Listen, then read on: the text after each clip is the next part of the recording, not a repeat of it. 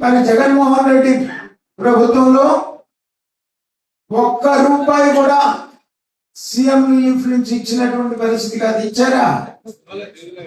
ఒక్క రూపాయి కూడా ఇవ్వాల జగన్మోహన్ రెడ్డి. ఇంకా ఇవాళ ఏదో చెప్తున్నాడు, నేనేదో చాలా చేశాను. ఎన్డీఏ ప్రభుత్వం ప్రజల్ని మోసం చేసింది అంటే మోసం చేశారు ఎవరున్నా అంటే అది జగన్మోహన్ రెడ్డి చేశాడు ప్రజల్ని. రాష్ట్రంలో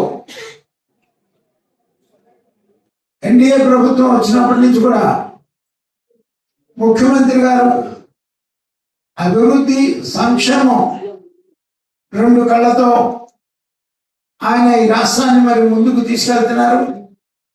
ఆర్థికంగా ఎన్ని ఇబ్బందులు ఉన్నప్పటికీ కూడా ఏ కార్యక్రమం ఆపకుండా 1వ తారీఖు వచ్చేటప్పటికే పెన్షన్స్ ఇస్తా ఉన్నారు. మరి ఏదైతే సూపర్ 6లో మనం ప్రజలకు హామీలు ఇచ్చామో హామీలు మొత్తం కూడా 18 మాసాల్లోనే 90% పైగా హామీలు మనం నెరవేర్చినటువంటి పరిస్థితి.